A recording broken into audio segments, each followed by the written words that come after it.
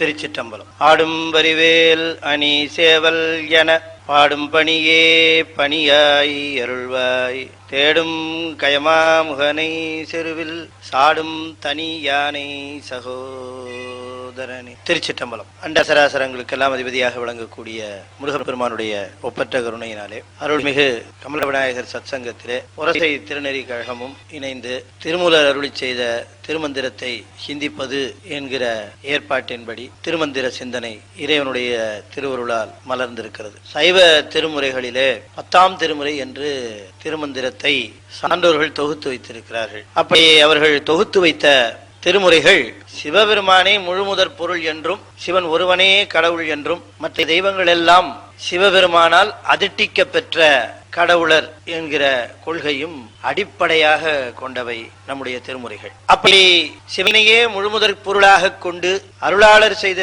நூல்களை எல்லாம் தொகுக்கிற பொழுது திருஞான சம்பந்த சுவாமிகள், திருநாவுக்கரசு சுவாமிகள், சுந்தரமூர்த்தி சுவாமிகள் ஆகியோர் அருளி செய்த அந்த நூல்களை எல்லாம் 7 திருமுறைகளாக தொகுத்தார்கள் சான்றோர்கள். அந்த நூல்களை எல்லாம் தொகுத்த பிறகுதான் மற்ற நூல்களையும் நாம் சேர்த்துக் கொள்ள வேண்டும் என்கிற எண்ணம் தோன்றவே திருவாசகம், திருமந்திரம், பட்டினத்தார் பாடல்கள், நக்கீரருடைய பாடல்கள், காரைக்கால் அம்மையாருடைய பாடல்கள் இவற்றையெல்லாம் நாம் விட்டுவிடக்கூடாது என்று பிறகு அவற்றையெல்லாம் பின்னே வைத்த திருமுறைகளாக தொகுத்தார்கள். எனவே இவைகளெல்லாம் காலத்தின் அடிப்படையிலே தொகுத்தவை என்று நாம நினைத்து விடக்கூடாது. முதல் திருமுறைனா முதல்ல பாடினாங்க, 2ஆம் திருமுறைனா அதுக்கப்புறம் வந்தது, 4ஆம் திருமுறைனா அதுக்கப்புறம் வந்ததுன்னு நினைச்சிடக்கூடாது. அதாவது யார் முதல்ல பாடினாங்களோ அது முதல் திருமுறை, யார் கடைசியில பாடினாங்களோ அவங்க கடைசி திருமுறை நாம் எண்ணி விடக்கூடாது. அதுக்காக சொல்றேன். நான் பார்க்க போனா திருமூலருடைய திருமந்திரம் திருஞான சம்பந்தருக்கு முன்பாகவே பாடப்பெற்றது, எல்லாருக்கும் நல்லாவே தெரியும். ஆனா அது 10வது திருமுறையாக இருக்கிறது. காரைக்கால் அம்மையார் எல்லாருக்கும் முன்பாகவே பாடிவிட்டார்கள், ஆனா அது 11ஆம் திருமுறையில இருக்கு. ஆக இந்த திருமுறைகள் என்று சொல்லப்பெறுவதெல்லாம் காலத்தின் அடிப்படையிலே அமைந்தவை என்று நாம கணக்கு பண்ணிடக்கூடாது. அந்த தெளிவு வரணுங்கிறதுக்காக சொல்றேன். காலத்தின் அடிப்படையிலே அவை தொகுக்க பெற்றவை அல்ல. அப்ப எதன் அடிப்படையிலே தொகுக்க பெற்றவை? 1, 2, 3 என்கிற அந்த நிலையிலே இவைகள் எல்லாம் ஒருவேளை தகுதியின் அடிப்படையிலே தொகுக்க பெற்றவையா அப்படின்னு கேட்டா, நாம திருமுறை ஆசிரியர்களை எல்லாம் ஒரு சேர பார்ப்போம், எல்லாவரையும் ஒன்றாக பார்ப்போம். 11ஆம் திருமுறை எழுதின கபிலரும் நம்முடைய திருமுறை ஆசிரியர் தான்.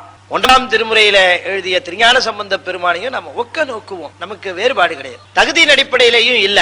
அப்ப திருமுறை என்பது முறைப்படுத்தப்பட்டதுன்னா தகுதியின் அடிப்படையிலும் இல்ல, காலத்தின் அடிப்படையிலும் இல்லைன்னா அப்ப முறைனா என்ன அர்த்தம்? முறைப்படுத்தப்பட்டதுன்னா என்ன பொருள் அப்படின்னு பார்க்கிற பொழுது திருமுறைன்னு ஏன் அதுக்கு பேர் அப்படின்னு கேட்டா, நமக்கு ஏதாவது ஒரு குறை, இப்ப ஒரு குடிமகனுக்கு ஒரு குறை என்று சொன்னால் அரசனிடம் சென்று அந்த குறையை அவன் சொல்லுவதற்கு முறையிடுதல் அப்படின்னு ஒரு தமிழ் வழக்கு உண்டு. அப்படி குடிமகனானவன் தன்னுடைய குறைகளை அரசனாக இருக்கிறவனிடம் சென்று முறையிடுவதற்கு முறையிடுதல் என்று சொல்லுவது போல, ஆன்மாக்களாகிய நாம் நம்முடைய குறைகளை எல்லாம் திருவாக இருக்கக்கூடிய சிவத்திடம் சென்று முறையிடுவதற்காக அமைந்தவைதான் திருமுறைகள் என்று அழைக்கப்பெறுகின்றன என்பதை நாம் உணர்ந்து கொள்ளணும். அப்ப திருமுறை என்று சொன்னால் திருவின் முன்பாக முறையிடுவதற்காக அமைக்கப்பெற்ற பாடல்கள்.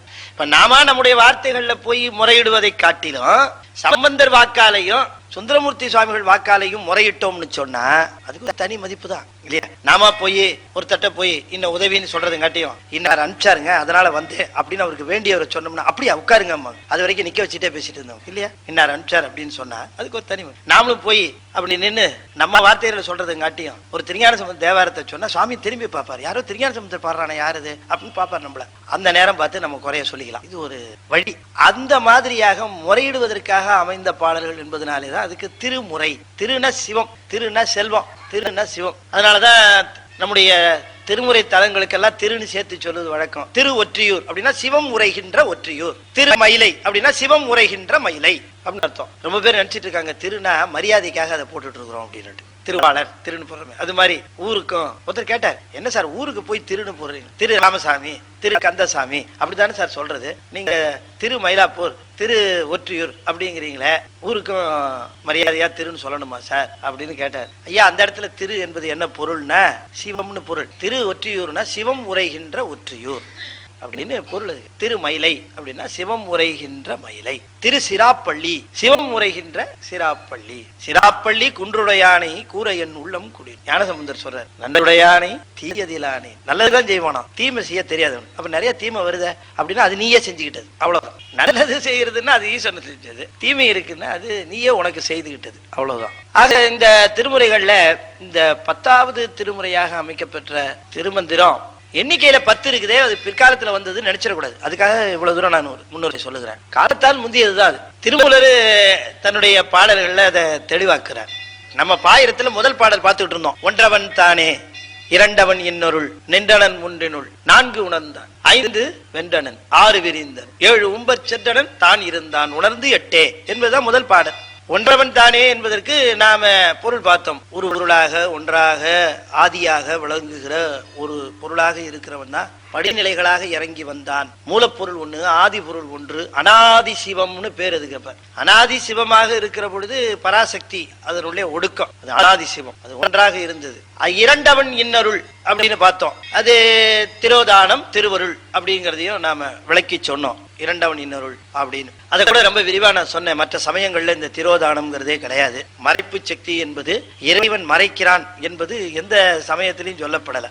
நம்முடைய சமயத்துல மட்டும்தான் இந்த திரோதானம் என்கிற ஒன்று இருக்கிறது.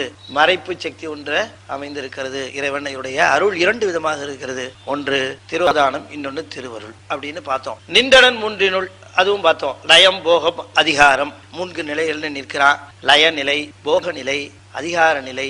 லயம்னு சொன்ன அருவநிலை, போகம் அரு உருவம், அதிகாரம் உருவநிலை. அருவநிலை 4, அரு உருவம் 1, உருவநிலை 4. நாதம், விந்து, சிவம், சக்தி அருவநிலை 4. லயம், போகம், சதாசிவம் 1, 4, 1, 5. அதிகாரம் 4, அதுதான் மாகேஸ்வரம், உருத்திரம், திருமால், பிரமன். இது 4 உருவம். அப்ப 4, 1, 4, 9 நிலை. இதுக்கு நவந்தரு வேதம் என்பது சைவ சித்தாந்தத்துல சொல்லுகிறேன். இப்ப நாம பார்க்கிற இந்த சைவ சித்தாந்தம் என்பது இருக்குத, இது சைவ சித்தாந்தம் என்று சொன்னால் ஏதோ ஒரு தத்துவங்களின் கூட்டம், கொள்கைகளினுடைய ஒரு சேர்க்கை அல்லது தத்துவ பிரகடனம் என்கிற அந்த ஒரு விளக்கம் தான் இது வரைக்கும் சைவ சித்தாந்தம். அப்படின்னா நீங்க ஒரு கவனமா ஒன்று தெரிந்து கொள்ள வேண்டும். சைவ சித்தாந்தம் என்பது ஒரு நெறி, முடிந்த முடிவாய நெறி. சித்தம்னா முடிவு, அந்தம்னாலும் முடிவு, எல்லா முடிவுகளுக்கும் முடிவானது சித்தாந்தம். வேதாந்தம் வேதத்தினுடைய முடிவு, சித்தாந்தம் எல்லா முடிவுகளுக்கும் முடிவானது. இப்ப சித்தாந்தம், சைவ சித்தாந்தம் ரொம்ப தெளிவா சொல்லுகிறார் தாய்மானவர் சொல்லுகிறார். இந்த உலகத்திலிருந்து துவங்கி ஒவ்வொரு பொருளாக விளக்கி கொண்டே வருகிறார். ஐவகை பூதமெனும் ஆதியை வகுத்து, 5 வகை பூதங்கள் அவற்றை வகுத்து, அதனுள் சர அசர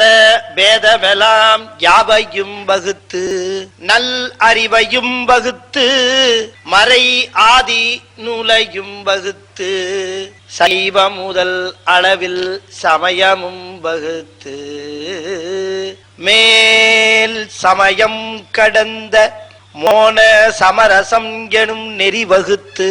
எவ்வளவு வகுத்துன்னு சொன்னார் பாத்தீங்களா? ஐவகை எனும் பூதம் வகுத்து, 5 வகையான பூதங்களையும் அவற்றை கொண்டு இந்த புவனங்களையும் இந்த உலகங்கள் இவற்றையெல்லாம் வகுத்தாய். அப்புறம் என்ன பண்ண தெரியுமா? அதுல சரம் அசரம், சரம்னா மொபைல், அசரம்னா இம்மொபைல், அசையாதன அசைவன, அதான் அசரசரம். சராசரம் வாங்க அசரசரம். இந்த அசையாதவை என்று சொல்லுவதில் உயிர் உள்ளவையும் உண்டு, உயிர் இல்லாததையும் உண்டு. அசையாம நிக்கிறதுல இதெல்லாம் உயிரற்றது. ஆனா அங்கேயும் அசையாம நிக்குது பாருங்க மரம், ஆனா அது உயிர் உள்ளது, ஓரறிவு உயிர். சோ அசையாம நிக்கிறதுல உயிர் உள்ளது உண்டு, உயிர் இல்லாததும் உண்டு.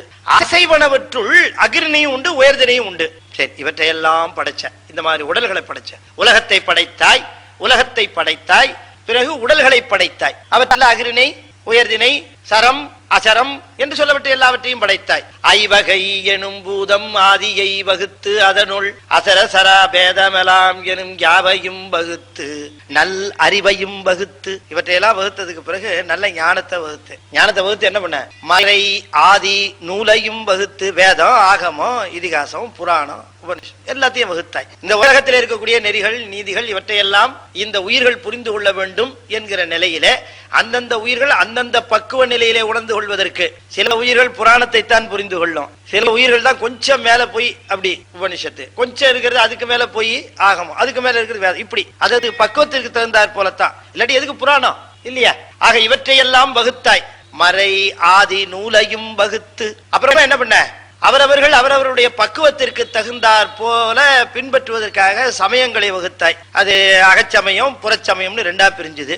புறச்சமயத்திலேயே புறப்புற சமயம், புறச்சமயம், அகப்புற சமயம் 18 இருக்குது. அகச்சமயத்துல 6 இருக்குது. புறச்சமயத்துல எத்தனை சொன்ன?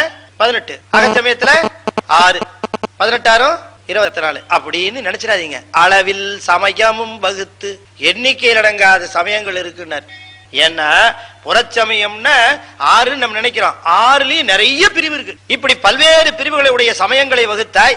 எல்லா சமயங்களுக்கும் மேல இருக்கிறது சைவம். நல்ல கவனமா கேட்கணும் கொஞ்சம். சைவம் முதல் அளவில் சமயமும் வகுத்து, எல்லா சமயங்களையும் அளவில் சமயங்களையும் வகுத்து அவற்றை உயிர்கள் அவரவர்களுடைய பக்குவத்திற்கு ஏற்றாற் போல அந்தந்த சமயத்தை பின்பற்றி அந்தந்த நெறிய அடையுமாறு செய்தாயின்னு சொன்னவரு அதோட நின்று சொன்னார், இதுக்கு மேல் அப்ப இந்த அளவில் சமயம் இருக்க, அளவில் சமயத்துக்கு மேல சைவம் இருக்கு, சைவத்துக்கு மேல ஒண்ணு சொல்றார். அதான் நீங்க கவனமா கேட்கணும். சைவம் முதல் அளவில் சமயமும் வகுத்து மேல் சமயம் கடந்த மோன சமரசம், எல்லா சமயங்களையும் கடந்த மோன சமரசம், அதுதான் சைவ சித்தாந்தம். புரிஞ்சுக்கணும். சித்தாந்த சைவம், சைவ சித்தாந்தம் என்பது இந்த சமயம் கடந்த மோன சமரசம்.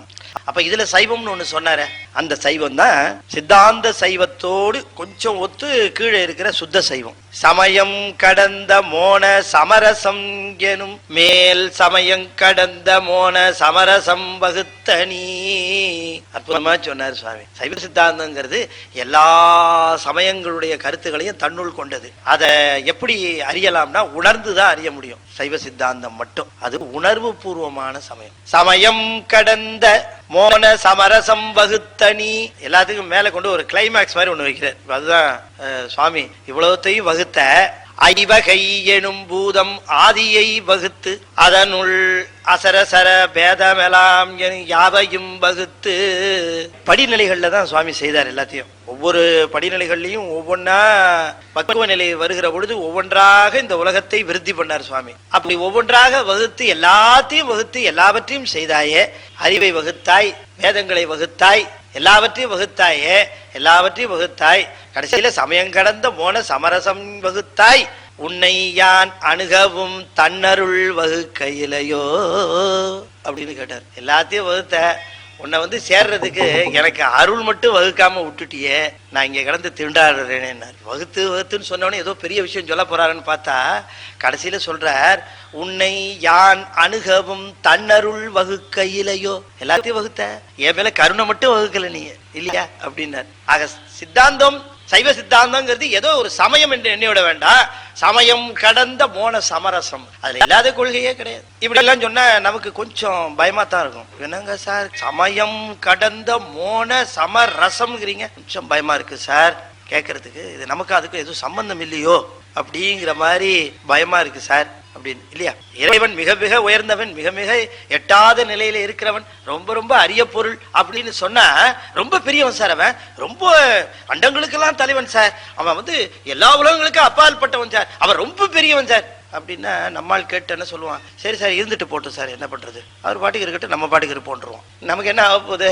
அவர் ரொம்ப பெரியவரா இருந்தா இருந்துட்டு போட்டோம். நமக்கு பொன்னும் மெய்ப்பொருளும் தருவானை, போகமும் திருவும் புணர்ப்பானை, பின்னையன் பிழையை பொறுப்பானை, பிழைகளாம் தவிர பணிப்பானை, இன்ன தன்மையன் என்று அறிவொன்னா எம்மானை. இன்ன தன்மைன்னு தெரிஞ்சுக்க முடியாது, அவ்வளவு பெரியவன், அவன் யாருன்னு நம்மளால அறிந்து கொள்ள முடியாது. அப்படியா? அப்ப சரி அவர் பாட்டு இருக்கட்டும், நம்ம பாட்டு இருக்கிறோம் அப்படின்றான். அதுவா பெருமை ஈசனுக்கு? சுந்தரம் சுவாமி சொல்லுகிறார், அதல்ல பெருமை. அவ்வளவு பெரியவனா இருந்தோம் இன்ன தன்மையன் என்று அறிவொன்னா எம்மானை, எளி வந்த பிரானை. சௌலபியம். அவ்வளவு பெரிய ஆளா இருந்தாலும் உனக்கு ஏற்ற மாதிரி வருவான். அதுதான் அவருக்கு பெருமையை தவிர பெரியவனா இருக்கிறது பெருமை இல்லை, எளிமையா இருக்கிறது தான் பெருமை. அப்ப இறைவன் என்று சொல்லக்கூடிய இந்த சிவம் என்று சொல்லக்கூடியது இருக்குதே, சிவத்தினாலே ஒருத்தர் என்ன கேட்டார், சிவனை வணங்கினா என்ன சார் கிடைக்கும் அப்படின்னாரு. சார் சிவனை வணங்கினா என்ன கிடைக்கும்? சிவனை வணங்குறதே கிடைத்தற்கரிய ஒன்று, அது கிடைச்சதே, அதுக்கு சந்தோஷப்படுங்க, அதுதான் இருக்கிறதுலே பெரிய செல்வம்னா. இது அதை தாண்டி ஒண்ணு வரணுமா? சிவனை வணங்கினா என்ன கிடைக்கணும்? சிவனை வணங்குறதே பெருஞ்செல்வம். எந்த ஜென்மத்திலேயே ஏதோ புண்ணியம் பண்ணிருக்கிற அந்த புண்ணியத்தின் பயனாக விளைவது சிவரை வழிபடுவது. வானாலும் சானாலும் யார் அறிவார், நீ நாளும் நன்னெஞ்சே நினை கண்டாய், நீ நாளும் நன்னெஞ்சே நினை கண்டாய், யார் அறிவார் சானாலும் வாழ்நாளும், சாய் காட்டும் பெருமார்க்கே பூனாலும் தலை சுமப்ப, புகழ் நாமும் செவி கேட்ப, நானாலும் நவிந்தேத்த பெறலாமே நல்வினையே. இதெல்லாம் செஞ்சா என்ன கிடைக்கணும்? நல்வினை கிடைக்கும். நல்வினைனா திரும்பவும் ஈசனை வழிபடுகின்ற வருகின்ற பிறவிகளிலும் அவனை மறவாது வழிபடுகின்ற புண்ணியம் கிடைக்கும். நல்வினைனா அதான் அர்த்தம். ஏதோ நல்வினை செய்திருந்தா இந்த ஜென்மத்துல சிவனை புரிஞ்சிக்க முடியும். இருக்கிறாருனாவது தெரியும், சுவாமின்னு ஒருத்தர் இருக்கிறான்னு தெரியும், வந்து வழிபடுறதுக்கு. அதுக்கே ரொம்ப ஜென்மங்கள்ல புண்ணியம் பண்ணிருக்கணும். சிவ சம்பந்தமான ஒரு செய்திகளை காதுல வந்து கேட்கறதுன்னு இருக்கு பாருங்க, அது ரொம்ப புண்ணியம். நீ நாளும் நன்னெஞ்சே நினைகண்டாய், யார் அறிவார் சானாலும், டே ஆஃப் டெத் யாருக்கு தெரியும்னு கேட்டார். சானால் யாருக்கு தெரியும்னார். வாழ்நாளும், வாழ்நாள் யாருக்கு தெரியும்னார். ஒரு மாணவர் கேட்டார், சாநாள்னாலே டே ஆஃப் டெத் தானே, அப்புறம் வாழ்நாள்னு ஒரு தடவை எதுக்கு இன்னொன்னு சொன்னாரு. ஒண்ணு தெரிஞ்சா இன்னொன்னு தெரிஞ்சு போகும் இல்லையா? சாநாள் தெரிஞ்சு போச்சுன்னா மொத்தம் எத்தனை வாழ்நாள்னு தெரியும். அப்ப சாநாள் யார் அறிவார்னு சொன்னாலே வாழ்நாள் எவ்வளவுன்னு தெரிஞ்சு போயிடுமே. அது என்னதுக்கு தனியா ஒரு தடவை யார் அறிவார் சானாலும் வாழ்நாளும் சொன்னாரு திருஞான சம்பந்தர். விவரம் தெரியாம சொல்லுவாரு. திருஞான சம்பந்தர் என்ன ரூம் போட்டா பாட்டு எழுதினாரு? ஒவ்வொரு தடவையும் கோயிலுக்கு முன்னால சுவாமிக்கு முன்னால நின்று அருள் பெருக்கில வந்தது. சம்பந்த சரணாலயர் உட்கார்ந்து பக்கத்திலேயே விறுவிறுன்னு எழுதினார். அவங்க எல்லாம் ஒரு தடவை கேட்டா நினைவுல வைத்துக் கொள்ளக்கூடியவர். அப்படிதான் பாட்டு, அப்படி எழுதுனதுதானே இந்த பாட்டு. பூமிக தனில் பிரபுவான புகலியில் வித்தகர் போல அபிரத கவி தொடைப்பாட அடிமை தமக்கருள்வாய் அண்ணன் சொல்ற. நான் திருஞான சம்பந்தம் பாடணும். ஏன் அப்படி பாடினார்? வானாலும் சானாலும் அப்படின்னா நல்லா கவனமா கேட்கணும். சாநாள் அப்படின்னா இறக்கின்ற நாள் யாருக்கும் தெரியாது. இறக்கின்ற நாள் யாருக்கும் தெரியாதுங்கிறது ஒரு பக்கம் இருக்கட்டும், நீ உயிரோடு இருக்கிற நாள்லயே எத்தனை நாள் உணர்வோடு இருக்க போறேங்கிறதும் தெரியாதுன்னாரு. படுக்கையிலே கோமாவில 3 மாசம் கிடப்பான், உயிரோட தான் இருப்பான். அப்ப அது வாழுகிற கணக்காது. உயிரோட இருக்கிறது தான். உணர்வு இல்லாம இருந்து என்ன பயன்? உயிரோடு இருப்பதினாலே பயன் இல்லை, உணர்வோடு இருக்கணும். அப்ப அவர் சொல்றார், எத்தனை நாள் உயிரோடு இருக்க போற, எத்தனை நாள் உணர்வோடு இருக்க போற தெரியலையே. உயிரோடு இருக்கிற நாள்லயும் உணர்வோடு நினைக்கக்கூடிய அந்த நிலை வரணுமே இல்லைங்க. நினைச்சு பாருங்க. என்ன தெரியல, எல்லா இடத்துக்கும் வராது, இங்க மட்டும் வரமாட்டேங்கிறான், இழுத்துக்கிட்டே கிடக்குது. இது என்ன கொடுமை தெரியுங்களா? படுத்திருக்கிற ஆளுக்கு வாய் தான் பேச வராது, காது நல்லா கேட்கும். சுத்தி இதெல்லாம் பேசுறதெல்லாம் காதுல வந்து உளுந்துகிட்டே இருக்கும், ஆனா பதில் பேச முடியாது. இப்படி கிடப்பான் படுக்கையிலேயே. இதெல்லாம் யாருன்னு கேட்டா சிவநாமத்தை சொல்லாதவனும் திருமுறைகளை பயிலாதவரும். அற்புதமா சொல்றாரு அருணகிரிநாதர். மூல மந்திரம் ஓதலிங்கிலை, ஈவதிங்கிலை, நேயமிங்கிலை, மோனமிங்கிலை, ஞானமிங்கிலை, மடவார்கள் அதி மோகம் உண்டு, அபராதம் உண்டு, அபச்சாரம் உண்டு, இடு மூகன் என்று ஒரு பேரும் உண்டு. அவரு தன்னை பத்தி சொல்லிக்கிற மாதிரி சொல்லிக்கிறார். அவரை பத்தியா சொல்றாரு? அவரை பத்தியா சொல்லிக்கிறாரு இல்லையா? எப்பவுமே ஞானி என்ன பண்ணுவாங்க, இருக்கிற குறைகளை எல்லாம் தன் தலை மேல ஏத்திக்குவாங்க. என்ன மாதிரி ஒரு அறிவினன் உண்டா, என்ன மாதிரி ஒரு அயோக்கியம் உண்டா, என்ன மாதிரி ஒரு பாவி உண்டா, அப்படிலாம் சொல்லிக்குவாங்க. அவங்களையா குறிக்குது? அது அவங்களே குறிக்குது. பாதி வீடுகள்ல என்ன பண்ணுவாங்க, இந்த பெண்கள் கோபம் வந்தா, அது முக்கியமா மாமியார் மேல கோபம் வந்தா குழந்தைய போட்டு தட்டுவாங்க. குழந்தைய அடிக்கிற மாதிரி இருக்கும், ஆனா மாமியாருக்கு தெரியும் யார சொல்றான்ட்டு, கணக்கா புரிஞ்சுக்குவாங்க. அது போல அருணகிரிநாதர் தன்னை சொல்லிக்கிட்டாலும் படிக்கிற நமக்கு நல்லா தெரியும், அவரையா சொல்றாரு, என்ன சொல்லிட்டு இருக்கிறாரு அப்படின்னு படிக்கிறவனுக்கு தெரியணும் இல்லையா? நமக்கு தெரியும் ஜாடையா நம்மள சொல்றாரு அப்படின்னு. மூல மந்திரம் ஓதலிங்கிலை நான் இதெல்லாம் வழங்கிட்டு இருந்தா திரும்ப மந்திரம் சொல்ல முடியாது. அதுல சொல்றார், மூல மந்திரம் ஓதல் இங்கிலை. எல்லாரும் ஒரு மூல மந்திரம் வச்சுக்கணுங்கிறார். சரி, அது அப்புறம் ஒரு நாள் விளக்குறேன். ஈவதிங்கிலை, நேயம் இங்கிலை, மோனம் இங்கிலை, ஞானம் இங்கிலை. ஞானத்தினுடைய மேல்நிலை மோனம், அதான் மோன சமரசம்னாரு. ஞானத்தை உடையவனை சமய நிலையிலே தான் கடைபிடித்த சமயத்தினுடைய எல்லையிலே சென்று அந்த வரம்பிலே நிற்கிறவன் ஞானி. சமயத்தை எல்லாம் கடந்த நிலையில நிற்கிறவன் மோனி. அவனுக்கு மோனின்னு பேரு. மோனம் இங்கிலை, ஞானம் இங்கிலை, அதெல்லாம் இல்லைன்னு ஒரு லிஸ்ட் போட்டார்ல, எதெல்லாம் இருக்குன்னு அடுத்த லிஸ்ட் கொடுக்கிறார். மடவார்கள் மோகம் உண்டு, அதிதாகம் உண்டு, அபராதம் உண்டு, அபச்சாரம் உண்டு, இடு மூகன் என்ற ஒரு பேரும் உண்டு. எனக்கு ஊமைன்னு ஒரு பேர் இருக்குன்றார். எப்படி ஊமைன்னு பேர் இருக்குன்னு? ஐயா நான் ஊமையா, எனக்கு ஒரு 10 காசு போடுங்கன்னா எவனா போடுவானா?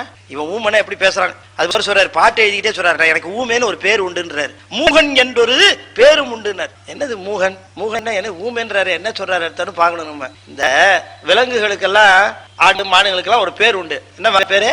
வாயில்லா ஜீவன். என்ன வாயில்லா ஜீவன்? அப்புறம் எதுல சாப்பிடுது? அது வாய் வழி தானே சாப்பிடுது.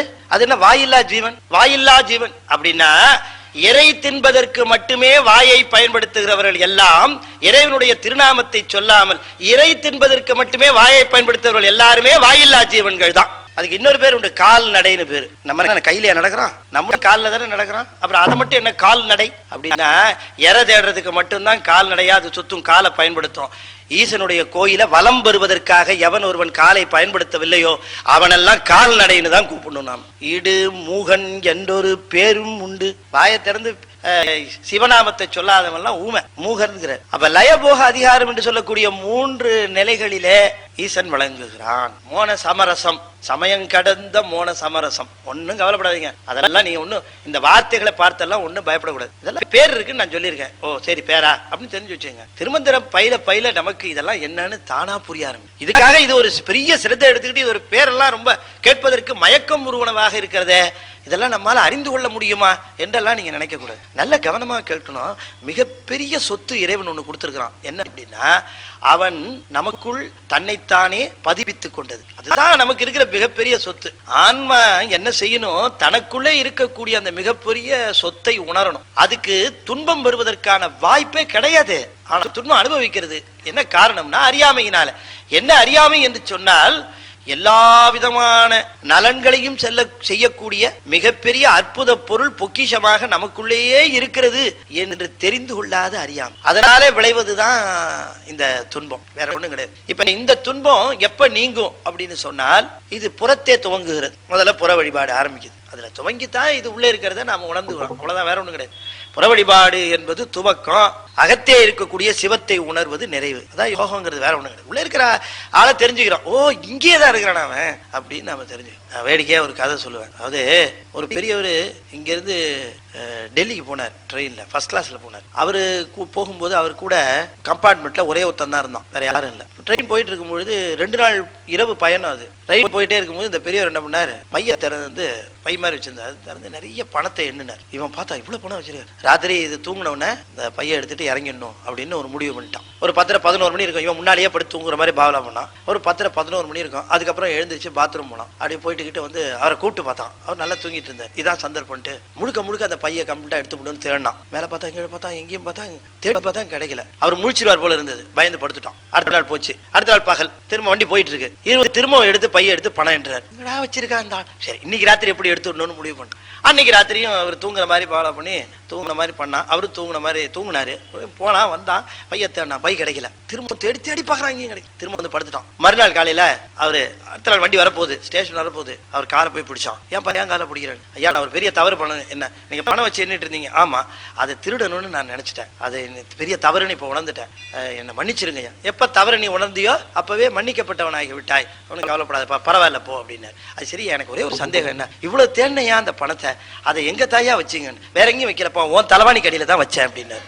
ஏன்னா அங்கதான் அவன் தேட மாட்டான். எல்லா இடத்துலயும் இறைவனை தேடிட்டு இருக்கோம், சிவத்தை. அவர் இங்கேதான் இருக்கிறார் உள்ளார. அவர் இந்த இடத்த விட்டுட்டு மித்த எல்லா இடத்துலயும் தேடிட்டு இருக்கிறோம். தேடி கண்டு கொண்டேன் என்னுளே, தேடி தேடோனா தேவனை என்னுளே தேடி கண்டு கொண்டேன் சொல்றல. அப்புறம் சொல்லு, அவ்வளவு சுலபமா உள்ளேயும் போய் கண்டுபிடிக்க முடியாது. அது அவ்வளவு சுலபமும் கிடையாது. அதுக்கு ஒரு பக்குவ நிலை தேவை. எப்படி போறது உள்ளார அப்படின்னு. வெளியே போறதுன்னா தெரியும். வெளியே போறதுக்கு நமக்கு எத்தனையோ விதமான வழி தெரியும். உடனே ஒரு 2 வீலர் ஏறி உட்கார்ந்து எங்க வேணா போய் சேர்ந்து உள்ள போகணுங்கிறீங்களா சார்? அது எப்படி சார் உள்ள போறது? இல்லையா, சிக்கலா இருக்கு. பயிற்சி தேவை. அந்த உள்ள போறதுக்கு பயிற்சி தேவை. அதுக்கு 8 நிலைங்கிறாரு. பின்னால வருது, திருமந்திரத்துல சொல்ற அட்டாங்க யோகம்ங்கிறாரு. 8 படிநிலை: இயமம், நியமம், ஆதனம், பிராணாயாமம், பிரத்யாகாரம், தாரணை, தியானம், சமாதி. இதான் 8. முதல்ல எங்க துவங்குது? இயமத்துல துவங்குது. அப்புறம் போய் சமாதியில. இயமம்னா என்ன? எதெல்லாம் செய்யக்கூடாதோ அதெல்லாம் தள்ளணும். அதான் முதலியம். முதல்ல சுத்தம் பண்ணிக்கும். எதெல்லாம் வேண்டாத விஷயங்கள் இருக்கோ அத்தனையும் தள்ளுறது. இயமம் என்பது வேண்டாதனவற்றை நீக்குதல். அதான் நியமம். இயமங்கிறது நியமம். எதையெல்லாம் கொள்ள வேண்டுமோ அதையெல்லாம் செய்தல். அடுத்தது அதான் நியமம். இதுலயே பாதி அடிபட்டு போயிடும். சரிப்பட்டு வராது போல இருக்கே சார் அப்படின்ட்டு இல்லையா? அந்த இயம நியமெல்லாம் நீ ஒழுங்கா பண்ணாதான் அதுக்கப்புறம் அதுக்கப்புறம் ஒழுங்கா உட்காரணும், ஒழுங்கா நிக்கணும், ஒழுங்கா திரும்பணும். இதெல்லாம் ஆதனம். உட்கார்றது கூட எப்படி உட்கார்றதுன்னு பாதி பேருக்கு காலை தூக்கி ஃப்ரண்ட் சீட்ல போட்டா தான் உட்கார்ந்த மாதிரியே இருக்கு இல்லையா? எங்க போனாலும் அது முறை இல்லைங்கிறாங்க. அது இயல்பாவே உடம்புக்கு சுகம் தேடுது. இதெல்லாம் நீக்கணுங்க. இப்படி வரணும். இது 3வது. 4வது பிராணாயாமம். இப்பதான் இந்த மூச்சு உள்ள போயிட்டு வருது பாருங்க, அதை கொஞ்சம் சரி பண்ணணும். அது பாட்டு போயிட்டு அது பாட்டுக்கு வருது, நாம நினைச்சிட்டு இருக்கிறோம். திருமூலர் ரொம்ப அற்புதமா விளக்குறார். என்னமோ போகுது, என்னவோ வருது, அது பாட்டு போகுது சார் அப்படின்னு நினைச்சிட்டு இருக்கிறோம். அது என்னென்ன வேலை பண்ணுது? உள்ள போற காத்து 10ஆ பிரியுது. தசவாயுக்கள்னு பேரு அதுக்கு. அது உள்ள போனதை வெளியில மூக்கு வழியா விட்டாதான் பிராணன்னு பேரு. வாய் வழியா விட்டா உதானன்னு பேரு. குதம் வழியா விட்டா அபானன்னு பேரு. அது இறப்பையில இருந்த வியானன்னு பேரு. உணவு செரிக்கிறதுக்கு ஒரு வாய் தேவைப்படுது, அது வியானன்னு பேரு. உடம்பு முழுவதும் பரவி இருக்கிற நிலைக்கு சமானன்னு பேரு. இது 5 இயங்கும் ஆற்றல் உடைய வாயுக்களா பிரிகிறது. இன்னொரு 5 இருக்குது நிற்கும் ஆற்றல். இதுக்கு கீழே சப் டிவிஷன் மாதிரி, இதெல்லாம் மெயின் டிவிஷன். ஒரு 5 காத்து. கண்ணு அங்க இங்கேயுமா இப்படியே சொல்ல விடுறீங்களே, அதுக்கு ஒரு வாயு தேவைப்படுகிறது. அதுக்கு கூர்மன்னு பேரு. இருமல் தும்மல்லாம் வருத, அதுக்கு நாகன்னு பேரு. கொட்டாவிலாம் விடுறோமே, அதுக்கு கிரிகரன்னு பேரு. அதுக்கப்புறம் ஒரு வாயு இருக்கு தேவதத்தன்னு, அதுதான் கண் இமைக்கிறது. கண் இமைச்சுக்கிட்டே இருக்கு பாத்தீங்களா, அது ஒரு ஆக்டிவேட் பண்ணிட்டே இருக்க. மூச்சு காத்து நிறுத்தீங்கன்னா கண் இமைக்காது சரியா. கண் இமைத்தல். கடைசியில ஒண்ணு இருக்கு தனஞ்சயன்னு, 10வது வாயு. 10 வாயு சொல்லிட்டேன், 10வது வாயு தனஞ்சயன்னு. அது என்ன பண்ணு தெரியுங்களா, அதுக்கு ஒரு வேலையும் கிடையாது. எல்லாத்துக்கும் வேலை சொன்னேன்ல, ஜாப்லெஸ் ஆள் இது ஒரு ஆள். அப்புறம் ஏன் சார் அது உற்பத்தி ஆகுது? அப்படிதான். ஏன்னா அதுக்கு எப்ப வேலை தேவைப்படுன்னு சொல்ல முடியாது. அதனால அது உற்பத்தி பண்ணிட்டே இருக்கணும். தேவையில்லையா போயிடும், திரும்ப உற்பத்தி ஆகும். தேவையில்லையா போயிடும். அது என்ன வேலை தெரியுமா? அது மனிதன் உயிர் பிரிந்த பிறகு அந்த உடலை சிதைப்பது அதனுடைய வேலை. இல்லன்னா என்ன ஆகும், அவன் எடுத்து பீரோல வச்சிருவான். இந்த வாயு இல்லைன்னா, சார் எங்க அப்பா பாக்குறீங்களா சார், நீங்க தாத்தா கூட இருக்காரு சார் பொட்டியில, அப்படி திறந்து ஒவ்வொன்னா காட்ட ஆரம்பிச்சிருவான். ஏன் வச்சுக்க மாட்டேங்கிறா, அது உடனே டீகம்போஸ் ஆக ஆரம்பிச்சிடும். அந்த பாடி உயிர் பிரிஞ்ச மறுநாடி உடம்பு கூறு பிரிய ஆரம்பிச்சிருது இல்ல. எப்படி, எதனால? உள்ள ஒரு வாயு உற்பத்தி ஆகுது, அதான் தனஞ்சயன். அது உயிர் நம்முடைய அந்த வாயுனாலதான் அந்த உடம்பெல்லாம் சிதைவு ஏற்படும். அது நமக்கு ஆபத்து இருந்தா பஞ்சை வச்சு மூக்க அடைக்கிறாங்க, அது வழியா வெளியேறும். அது காதை கூட அடைப்பாங்க. அது வெளியில இப்ப பல பேர் பாத்தீங்கன்னா இறந்தவங்க மேல விழுந்து புலம்பி அப்புறமா மயக்கம் அடைஞ்சு கீழே விழுந்துருவாங்க. ரொம்ப பேர் பாசத்தினால விழுந்துட்டாங்க. இல்ல தனஞ்சயன் வாய் அஃபெக்ட் ஆகி கூட விழுந்துருவாங்க. ஆமா, எவ்வளவு பிரியமா இருந்தவரா தான் இருந்தா என்ன, இறந்து போன பிறகு என்ன பண்ணுவோம்? நம்ம உடம்பெல்லாம் அவ்வளவுதான். என்னத்துக்கு பயன்படுன்னு நினைக்கிறீங்க இது? ஆனா இதை வச்சுக்கிட்டு ஆடாத ஆட்டம் போடாத கூச்சலு கூ கா என என் கிளை கூடி அழப்போகா வகை மெய்ப்பொருள் பேசியவா. சாமி உனக்கு நான் எப்படி நன்றி சொல்றதுன்னு தெரியலன்னாரு அருணகிரிநாதர். எதுக்கு நன்றினாரு? செத்தப்புறம் இந்த 10 பைய மேல விழுந்து அழுவாம் பாரு, அது இல்லாம பண்ண பத்தியா, அதுக்கு கோடி நமஸ்காரம். போயிட்டியாப்பா போயிட்டியாப்பா போயிட்டியாப்பான்னு புடிச்சு கட்டி புடிச்சு இடுப்ப தேடுவான், சாவி எங்க வச்சிருக்கான். பெரியவனை தள்ளிட்டு சின்னவன் விழுவான். பாசம் அதிகம் இன்னும். இதெல்லாம் உலக நட இல்லையா? சரி, ஒரு பக்கம் இருக்கட்டும். இப்ப இந்த உடம்பை பிரிக்கிற வாயுக்கு தனஞ்சயன்னு பேரு. 10 வாயா பெரிய தெரியுமா நமக்கு? இவ்வளவு விஷயமும் எங்கெங்க இருக்கு? சைவ சித்தாந்தத்துல தாங்க இருக்கு. பிற சமய நூல்களை உன்னுடைய சாத்திரம் எதுன்னா ஒரு நூலை தூக்கி காட்டுறான், உன்னுடைய தோத்திரம் எதுன்னா ஒரு நூலை தூக்கி காட்டுறான். அதுல ஒன்னையும் காணும். அதுல சாமியை பத்தி ஏதாவது கேள்வி கேட்டா உங்களுக்கு இறைவனுடைய சமாச்சாரம் என்னையா, அவன் பதி சமாச்சாரம் என்ன அப்படின்னு கேட்டா அவர் அப்படிப்பட்டவர் இவர் இப்படிப்பட்டவருமா. ரொம்ப ஆழமா போனா அதுக்கு ஒரு வேளர் ஒரு வரி வச்சிருக்கலாம். அதிகமாக இறைவனை விசாரணை செய்வது ஆபத்தானது. அதாவது இன் அதர் டேர்ம்ஸ் சாமி கண்ணை குத்திரும். இதான் இந்த சாமி கண்ணை குத்திருங்கிற சமாச்சாரம் அங்கதான் இருக்கு, சைவத்துல இல்ல. கேளு, என்ன கேள்வி வேணும் கேளு, பதில் சொல்ற. அப்படி எல்லா கேள்விகளுக்கும் தர்க்க ரீதியாக பதில் சொல்லக்கூடியவை சைவ சித்தாந்தத்துல மட்டும்தான். இட்ஸ் சயின்டிபிக், அதாவது விஞ்ஞான முறைப்படி அமைந்த விளக்கங்களை கொண்ட ஒரே சமயம். என்ன ப்ராப்ளம்னா நமக்கு அது தெரியாம போயிடுச்சு, அவ்வளவுதான். தெரியலன்னு தான் சொல்லணும், அவ்வளவுதான். தவிர இல்லைன்னு சொல்லக்கூடாது. நம்ம தெரியாததெல்லாம் நம்ம என்ன சொல்லுகிற வழக்கம் உடையவங்க, இல்லைன்னு சொல்லுகிற வழக்கம் உடையவங்க. கடவுள் கண்ணுக்கு தெரியல, இல்லை அப்படின்னு சொல்லு. லயபோக அதிகாரம் என்று சொல்லக்கூடிய 3 நிலைகள்ல நின்று அருள் செய்வதனாலே தான் இந்த ஆன்மாக்கள் இறைவன் என்கிற ஒருவன் உண்டு என்கிற உணர்வை பெறுகிறார். எளியனாக இருக்கிற நிலை, அதைத்தான் சொன்னார். 4 உணர்ந்தான், 4 செய்திகளை அவன் உணர்ந்தானான்.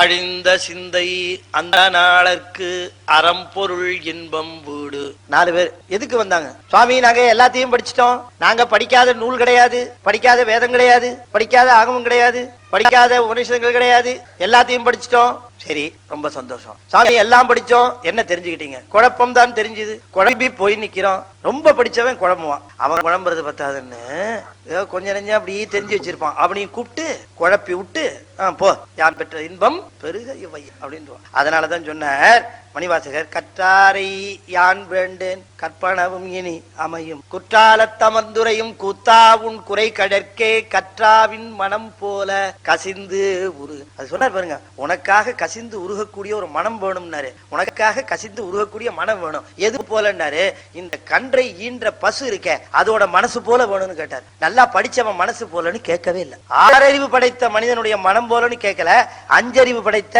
ஒரு பசுவினுடைய மனம் போல இருக்கணும். ஏன்னா ரொம்ப படிச்சா என்ன ஆகும்? அப்ப என்ன படிக்காம இருந்துள்ளாமான்னு கேட்காதீங்க. படித்தல் என்பது என்ன?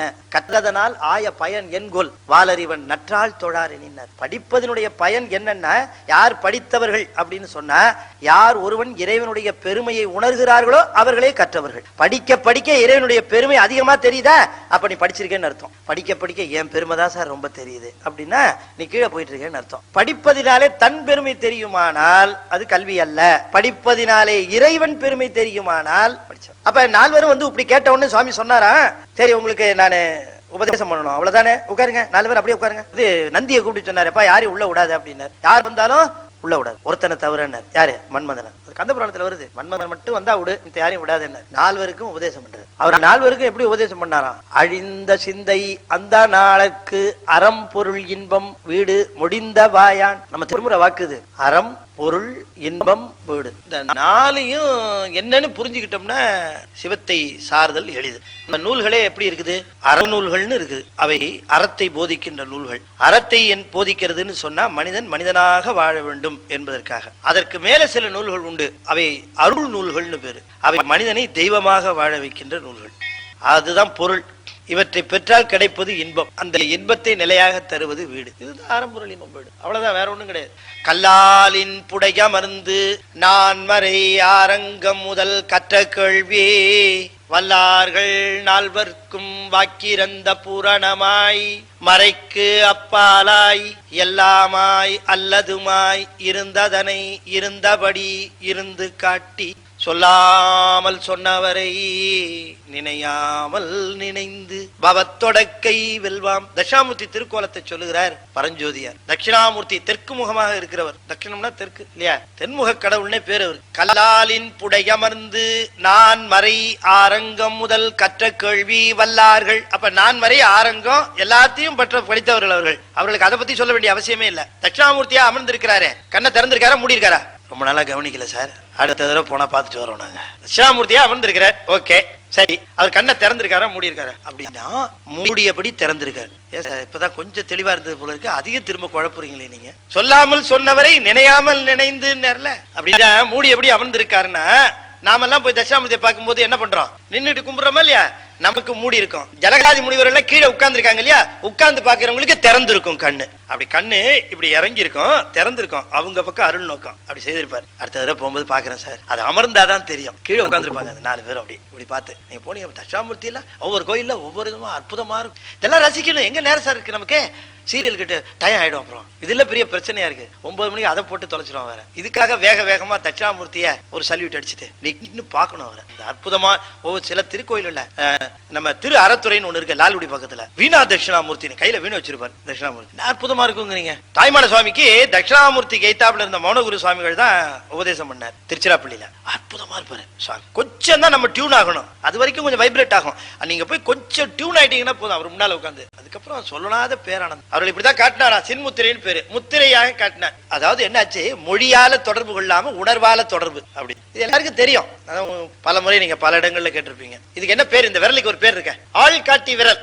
ஆள் காட்டி விரலாம். ஏன் கழுதையை காட்டாத, குதிரையை காட்டாத, காட்டும். அப்புறம் ஆள் காட்டி, ஆள்னா ஆன்மான்னு அர்த்தம். ஆன்மாவை குறிக்கும் விரல்னு அர்த்தம். அதுக்கு ஆள்னா ஆன்மா, பசு, இது பதி. அப்புறம் ஒரு 3 பேர் இருக்கிறாங்க. சுண்டு விரல். இந்த சுண்டு விரலுக்கு, சுண்டு விரல் வந்து மாயா மலத்தை குறிக்கும். திருமணமானவர்களுக்கு நல்லா தெரியும். இந்த தீய வலமா வரும் பொழுது அந்த பெண்ணோட விரலை, இந்த சுண்டு விரல், இந்த விரலையும் மணமகனோட இந்த விரலையும் தான் இணைத்து அப்படி சுத்தி வருவாங்க. இதுதான் மாயா மலம். அப்ப பிடிச்ச மாயதான் இதுலதான் சேர்ப்பாங்க.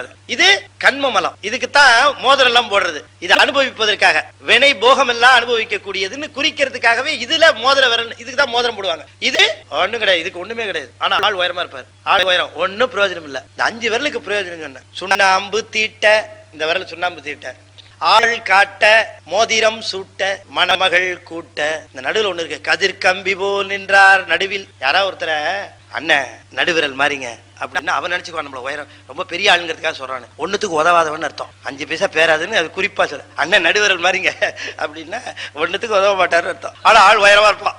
இதுதான் ஆணவ மலம். ஆணவம், கண்மம், மாயை என்று சொல்லக்கூடிய 3 இதோட சேர்ந்து இந்த ஆள்காட்டி வரல் சேர்ந்து இருக்குது. ஆக இந்த பசு என்று சொல்லக்கூடியது ஆணவம், கண்மம், மாயோடு சேர்ந்து இருக்கிற இது அதை விட்டு பிரிந்து பதியோடு சேர வேண்டும். இதுதான் சித்து. இதை காட்டுறாராம் அவங்களுக்கு காட்டி அந்த உணர்வை ஏற்படுத்தி இந்த முத்திரை, இதுக்கு பேரு முத்திரை. முதல்ல இந்த மாதிரி காட்டின யாரு? சிவபெருமான் தான். அவர் தான் முதல்ல இந்த முத்திரை பேதம் காட்டினவர். இப்பதான் எல்லா முத்திரை பேதம் வந்திருக்கு. எல்லாத்துக்குமே லீடிங் சிவபெருமான் தான். எல்லாம் அவர்கிட்ட இருந்து காப்பி அடிச்சதுதான். ஆமா, 4 உணர்ந்தான் 5 வென்றனன். 5 பொறிகள் அது உள்ள இருக்கிற ஆன்மாவுக்காக. இந்த 5 பொறிகளினாலே ஏற்படக்கூடிய அனுபவம், கண்ணுனால, காதுனால, மூக்குனால, மெய் உணர்வுனால, சுவையினால, இந்த அனுபவங்கள்லாம் உள்ள இருக்கக்கூடிய ஆன்மா அனுபவிக்குது. ஆனால் ஆன்மா அனுபவிப்பதற்காக உள்ளே, ஆன்மாக்குள்ளே சிவம் இருக்கு. சிவம் அறிந்தால் மட்டுமே ஆன்மாவும் அறியும். அதனாலே ஆன்மா அறிகிறதுன்னு சொன்னா சிவம் அறிவதனாலே ஆன்மா அறிகிறது. ஆனாலும் கூட அறிவதனாலே ஆன்மாவுக்கு மட்டும்தான் அனுபவமே தவிர சிவத்துக்கு அனுபவம் கிடையாது. நல்லா கவனமா கேட்கணும். சிவம் அறிந்தால் தான் ஆன்மா அறியும். ஆனால் அறிவதனாலே ஆன்மாவுக்கு தான் அனுபவம், சிவத்துக்கு அனுபவம் கிடையாது. உதாரணம் என்ன உங்களுக்கு புரியும்? இங்க அநேகமா எல்லாருமே பட்டதாரிகளா இருப்பீங்க, இல்லைன்னா பிளஸ் வரைக்குமாவது பள்ளிக்கு சென்றவங்களா இருப்பீங்க. அதுல சந்தேகத்துக்கு இடம் இல்லை. இந்த கணக்கு வகுப்புன்னு ஒரு வகுப்பு ஒண்ணு உண்டு. ஆசிரியர் வந்தவொன்னு என்ன பண்ணுவார்? கணக்கு வாத்தியார் வந்தவொன்னு என்ன பண்ணுவார்? கணக்கு போர்ட்ல போட ஆரம்பிப்பார். இந்த கணக்கை எடுத்துக்கொள்வோம் அப்படின்னு கணக்கு எடுப்பார், கணக்கை போட ஆரம்பிப்பார். மாணவர்கள் அதை பார்ப்பாங்க, அவங்களும் உடனே எழுதிட்டு அதை போட ஆரம்பிப்பாங்க. நல்லா கவனமா கேட்கணும். ஆசிரியருக்கு அந்த கணக்கு தெரியாதா? ஆசிரியர் கணக்கு தெரியாதா? தெரியும். அறிந்தவர் அதை போடுகிறார், அறியாதவரும் அதை போடுகிறார். அறியாதவர் போடுவது அனுபவப்படுவதற்கு, அறிந்தவர் போடுவது அனுபவப்படுவதற்கு அல்ல. ஏன்னா ஏற்கனவே அதை அறிந்தவர் அவர் இல்லையா? ஆ அப்படின்னு ஒரு எழுத்து, குழந்தை கையை அம்மா பிடிச்சுக்குவா, பிடிச்சுக்கிட்டு தானும் சேர்ந்து குழந்தையோட சேர்ந்து எழுதுவா. ஆ அப்படின்னு எழுதுவா. யாருக்கு அனுபவம்? குழந்தைக்கு. தாய்க்கு அனுபவமா? இல்ல. ஆனா தாயும் சேர்ந்து எழுதுவா. அதுபோல இறைவன் நம்மோடு சேர்ந்து அறிகிறான், ஆனால் நமக்குத்தான் அனுபவம், இறைவனுக்கு அனுபவம் கிடையாது. இப்ப புரிஞ்சுதா? இறைவன் அறியாமல் ஆன்மா அறியாது. நாம் அறிவது எல்லாம் அவன் அறிவதனாலே. இத சைவம் மட்டும்தான் சொல்லுச்சு, வேற எந்த சமயத்திலும் இல்ல. எந்த சமயம் எந்த மதத்துல இருந்தாலும் நீங்க கொண்டு வந்து என்கிட்ட சொல்லலாம். அதெல்லாம் என்ன தெரியுமா? ஆங்கிறத காட்டுகிற உதவியை செய்கிறவன் இறைவன் என்று மட்டும்தான் சொல்லுமே தவிர கூடவே எழுதுகிற உதவியை செய்கிறவன் என்கிற அந்த செய்தியை சொல்லாது. இன்னும் சொல்ல போனா காட்டும் உபகாரம் செய்வன் இறைவன் என்றுதான் எல்லா மதங்களும் சொன்னது. சைவம் மட்டும்தான் காட்டும் உபகாரத்தோடு காணும் உபகாரம் செய்கின்றவன் என்று சொன்னது சைவம் மட்டுமே. இது என்ன நான் பின்னால தெளிவா விளக்குறேன். இந்த அளவுல தெரிஞ்சுக்கும். நீங்க காணும் உபகாரம்னா என்ன அப்படின்னு சொன்னா, தாய் கையை பிடிச்சி குழந்தைய ஆனா எழுத வைக்கிறதுன்னு தெரிஞ்சுக்கிட்டீங்கன்னா போதும். இப்படி 5 வென்றனன். இந்த உடம்புக்குள்ளேயே சிவம் இருந்தாலும் ஆனாலும் இந்த 5 கருவிகளினாலும் பெறக்கூடியவற்றுக்கு சிவத்தினாலே அனுபவம் கிடையாது. நீ மாம்பழம் சாப்பிட்டேன்னா சிவம் மாம்பழம் சாப்பிட்ட அனுபவம் பெறாது. 6 விரிந்தனன். சொல்லுலகம் பொருள் உலகமாக இந்த உலகத்தை விரித்து வச்சிருக்கிறான் சுவாமி. சொல்லு மந்திரம், பதம், வண்ணம், புவனம், தத்துவம், கலை, அது பொருள் உலகம். எல்லாமே மந்திரம், பதம், வண்ணம், எழுத்து, அப்புறம் சொற்கள், அப்புறம் மந்திரம். பொருள் உலகம் அது புவனம், தத்துவம், கலை. இப்படி 6ஆக இந்த உலகமானது விரித்து வைக்கிறான். 6 விரிந்தானன் 7 உம்பர் சென்றனன். 7 உலகங்களுக்கு மேலாக இருக்கிறான். தான் இருந்தான் உணர்ந்து 8 தான் இருந்தான். தான் இருந்தான்ங்கிறத தானேயா இருந்து எல்லாத்தையும் செய்தும் கூட தான் எந்தவித மாற்றமும் இல்லாமல் அப்படியே இருக்கிறது தான் சிவம். எல்லாம் செய்யும், ஆனா தனக்கு எந்த விதமான விகாரமோ தனக்கு எந்த விதமான மாற்றமோ ஏற்படாமல் அப்படியே இருக்கிறவன் சிவம். அதான் தானேயா இருந்தான், தான் இருந்தான். இதையெல்லாம் உணர்ந்து 8 புடி அவனை போயினார். என்ன அலங்காரத்துக்காக 8ன்னு சொன்னார். ஆனா அதனுடைய பொருள் என்னன்னா, உணர்ந்து 8 அவனை போய் பிடி அப்படின்னார். 8 வாயாக அடைவாயாக அப்படின்னு சொன்னார். இதான் முதல் பாட்டா சொன்னார். இந்த பாயிரத்துல 31 பாட்டு சொல்லியிருக்கார். 31 பாட்டிலையும் 31 செய்தி சொல்லுகிறார். மிக மிக முக்கியமான செய்திகளை சொல்லுகிறார். 31 பாட்டையும் பார்த்தா அப்புறம் நம்ம இந்த ஒரு 31 வாரம் இதுக்கே போயிடும், 31 மாசம் இதுக்கே போயிடும். 31 மாசங்கிறது 2.5 வருஷம். நான் பாயிரத்திலேயே 2.5 வருஷம் நிற்பேன். 3000 தமிழ் செஞ்சிருக்கேன். ஆனா பாயிரத்துல முக்கியமா ஒரு 5-6 பாட்டு பார்ப்போம். அப்புறம் நூலுக்குள்ள போவோம். பின்னை நின்றென்ன பிறவி பெறுவது முன்னே நன்றாக முயல் தவம் செய்திலர், என்னை நன்றாக இறைவன் படைத்தனன், தன்னை நன்றாக தமிழ் செய்யுமாறே அப்படிங்கிற. பின்னை நின்றென்ன பிறவி பெறுவது முன்னை நன்றாக முயல் தவம் செய்திலர். நல்ல தவம் முன்ன பிறவிகள்ல செய்திருந்தால் மட்டுமே இப்பொழுது நல்ல பிறவி எய்த முடியும். அதை நீங்க நல்லா தெரிஞ்சுக்கங்க அப்படிங்கிற. நீங்க நல்லா தெரிஞ்சுக்கங்க. நல்ல தவத்தை செய்திருந்தால் மட்டுமே நல்ல பிறவி வந்து சேரும். நீங்க நல்லா புரிஞ்சுக்கணும். இத என்ன சார் சான்று அப்படின்னு கேட்டிருப்பாங்க போல இருக்கு திருமூலர். என்ன பாருங்க, நான் சிவனை பற்றிய ஆகம நூல் துணிவுகள் எல்லாவற்றையும் ஒன்றாக ஒன்று சேர்த்து ஒரு 3000 பாட்டை பாடுற திருமந்திரத்தை செய்யக்கூடிய அளவுக்கு ஒரு தகுதி வரணும்னா இந்த பிறவில இந்த தவத்தை எனக்கு கொடுத்திருக்கிறான்னா முந்தைய பிறவில இதை பெறுவதற்கு மிகுந்த தவத்தை செய்திருக்கிறேன்னு தானே அர்த்தம். அப்படின்னா என்ன சொல்றாரு, முந்தைய பிறவியில தவம் செய்தவர்கள் மட்டும்தான் இந்த பிறவியில திருமந்திரத்தை உட்கார்ந்து கேட்பாங்க. அப்படி கேட்கிறவர்கள் எல்லாம் தவம் செய்தவர்கள். அப்ப தவம் செய்தவர்களுக்கு மட்டுமே வாய்க்கக்கூடியது திருமந்திரத்தை கேட்கக்கூடிய வாய்ப்பு. அப்ப நீங்க எல்லாம் ரொம்ப தவம் செய்தவர்கள். முன்னே நின்றென்ன பிறவி பெறுவது, அந்த பிறப்பு நல்லா வரணும்னா தவம் செஞ்சிருக்கணும். என்னை நன்றாக இறைவன் படைத்தன. அதனுடைய உட்குறிப்பு என்ன, மாடுகள்லாம் அப்படி அழுது புலம்பிச்சு அவன் இறந்து போயிருக்கிறான். இறந்து போனவனை பார்த்து அழுது புலம்பி அவைகள்லாம் கண்ணீர் வடித்தன. அதை பார்த்து இறங்கி போய் இவர் உடனே மூலனுடைய உடல்ல போய் அந்த மூலன் உடலாக இருந்து இந்த தமிழ் மாலையெல்லாம் சொன்னார். அப்படிங்கிறது ஒரு கதை மாதிரி சொல்லியிருக்காங்க, நிகழ்ந்தது. பெரிய புராணம் சொல்லி முன்குறிப்பு என்ன தெரியுங்களா, இந்த அழுகின்ற பசுக்கள்லாம் வேற யாரும் இல்ல, உலகப்பற்று வைத்த ஆன்மாக்கள். நாம தான் பசுக்கள். நாம் அந்த உலக நோக்கை பார்த்து கொண்டே அதை கிடைக்கலையே, இது கிடைக்கலையே, இது இல்லையே அப்படின்னு அழுத பொழுது அவர் மானிட உடல் தாங்கி திருமந்திர மாலை என்கிற ஒன்றை சொல்லி ஆன்மாக்களாகிய நம்மை மகிழ்வித்தார். இதுதான் திருமந்திர மாலையினுடைய உள் குறிப்பு. அத சுவாமி சொல்லுகிறார். நான் பெற்ற இன்பம் பெருக இவ்வையகம், வான் பற்றி நின்ற மறைப்பொருள் சொல்லிடின், ஊன் பற்றி நின்ற உணர்வுறும் மந்திரம், தான் பற்ற பற்ற தலைப்படும் தானே அப்படின்னு இன்னொரு பாட்டுல சொல்றார். நான் பெற்ற இன்பம் பெருக இவ்வையகம், அதாவது இந்த உடலை இறைவன் தந்தான். அவருக்கு இந்த உலகங்கள், உடல்கள், தத்துவங்கள் இதெல்லாம் படைக்கிறதுக்கு ரா மெட்டீரியல் வேணும். யாருக்கு? ஈசனுக்கு. நல்ல கவனமா கேட்கணும். உலகம் இறைவனிடமிருந்து வந்தது அல்ல. உலகம், உலக பொருள்கள் இவைகளெல்லாம் ஈசனிடமிருந்து வந்தவை அல்ல. நம்ம தெளிவா தெரிஞ்சுக்கணும். சைவ சித்தாந்தம் சொல்லுது. ஏன்னா இவைகள் எல்லாம் ஜடப்பொருள்கள். இறைவன் அறிவுடைய சித்து பொருள், ஞான பொருள். ஒரு ஞானத்திலிருந்து அஞ்ஞானமாகிய ஜடம் வராது. அதுல இருந்து இந்த ஜடம் எல்லாம் வராது, அஞ்ஞானம் இல்லையா. மண்ணில இருந்து பானை வந்துச்சு. அப்ப பானை எதுல இருந்து வந்ததுன்னு கேட்டா குயவங்கிட்ட இருந்து வந்தது நான் சொல்லணும். எதுல இருந்து வந்ததுன்னு சொல்லணும், மண்ணில இருந்து வந்ததுதான் சொல்லணும். மண்ணில இருந்து வரத்துக்கு காரணமா இருந்தது குயவன். அது போல மாயையிலிருந்து இந்த உலகம் வருவதற்கு காரணமாயிருந்தது குயவன் போன்ற சிவன். அப்படிதான் கான்செப்ட புரிஞ்சுக்கணும். மண்ணு முதல் காரணம், குயவன் நிமித்த காரணம். அதனாலதான் சைவம் எந்த காரியத்துக்கும் 3 காரணம் சொல்லிச்சு. முதல் காரணம், நிமித்த காரணம், துணை காரணம் அப்படின்னு. அப்ப மாயை என்று சொல்லக்கூடிய ஒரு ரா மெட்டீரியல், அதுல இருந்தாங்க எல்லாத்தையும் பண்ணணும். அவர் அது வச்சிருக்கிறார். அது அவருடைய பரிக்கிரக சக்தி. அதுல இருந்து பண்ணார் இந்த உலகம். மாயையிலிருந்து நேரா பண்ணி கொடுக்க முடியல கொஞ்சம். அப்புறம் அதுல இருந்து கொஞ்சம் கலப்பு, அசுத்த மாயை. அசுத்த மாயிலிருந்து அதுல இருந்து காரியமா தோணுச்சு பிரகிருதி மாயை. அதுக்கு தான் உதாரணம் சொன்னேன். மழை நேரா மழை தண்ணி பெய்யுது, எப்படி இருக்கும்? அது சுத்தமா இருக்கும். டிஸ்டில்டு வாட்டர், பியூர் வாட்டர், சுத்தமா இருக்கும் மழை தண்ணி. அதுவே நம்ம விட்டு மொட்டை மாடியில் இருக்க தொட்டியில விழுந்ததுன்னு வச்சுக்குவோம். தொட்டி என்ன லட்சணத்துல இருக்கோ அதுலதான் அது தண்ணீர் ஆயிடும் இல்லீங்களா. வரும்போது என்னவோ அது மழை தண்ணி சுத்தமா இருந்தது, தொட்டிகளை விழுந்தவனே அசுத்த தண்ணியா போடும். அதுதான் அசுத்த மாய. மழை தண்ணி சுத்தமாய, இது அசுத்தமாய. தொட்டில் முழுக்க ரொம்பிருச்சு, ஓவர்ஃப்ளோ ஆகுது, வழிஞ்சு போய் பைப் வழியா இறங்கி வெளியில இருக்கிற சாக்கடையில விழுந்துருச்சு. இப்ப சாக்கடையில விழுந்த தண்ணிக்கு பேர் என்ன? சாக்கடை தண்ணி. அதுதான் பிரகிருதி மாய. அதுல இருந்துதான் நம்ம உடம்பெல்லாம் செஞ்சு கொடுத்துருக்கிறோம். எல்லாம் சாக்கடை தண்ணி. நீங்க மட்டும் ரகசியமா வச்சு, சப்த தாதுக்கள்னு சொல்லக்கூடிய 7 விதமான தாதுக்கள். பெரிய ஞானிமா, நான் தான் இறைவன்மா. 2 நாள் குளிக்கலன்னா நீங்க பக்கத்திலே போக முடியாது. முடியுமா? 4 நாள் படுத்தான்னு வச்சுக்கோங்க, படுக்கையோட அத்தோட காலி, அவன் முடிஞ்சு போச்சு. இதுவா ஞானி? யார் உடம்பை வெல்லுகிறானோ அவன் தான் ஞானி. 4 பெருமக்கள் வென்று காட்டினாங்களே. இந்த சாக்கடையில விழுந்த தண்ணி பிரகிருதி மாயை என்னன்னு அதுலதான் பண்ணி கொடுத்தாரு நமக்கு உடம்பெல்லாம். ஒருத்தர் என்ன கேட்டார், ஏன் சார் இறைவனுக்கு இப்படி ஓர வஞ்சனை, சுத்த மாயிலேயே பண்ணி கொடுத்துருக்க கூடாதா இந்த உடம்ப? தொலையுது, அசுத்த மாயையிலையாவது பண்ணி கொடுத்துருக்க கூடாதா? இப்படி ஏன் சார் போய் இந்த மாதிரி சாக்கடை தண்ணி மாதிரி இருக்கக்கூடிய பிரகிருதி மாயை அதுல பண்ணி கொடுத்தாருங்கிறீங்களே. கடவுள் ஏன் இப்படி பண்ணார் ஓர வஞ்சனை? நமக்கு சுத்தமா பண்ணி கொடுக்கும். கடவுளுக்காக ஓர வஞ்சனை? அவர் கருணையின் வடிவமான இந்த உடம்பை எதுக்கு கொடுத்தாரு அப்படின்னா நம்முடைய ஆசைகளை எல்லாம் தீர்த்து கொள்வதற்காக, நிறைவேற்றிக் கொள்வதற்காக கொடுத்தது.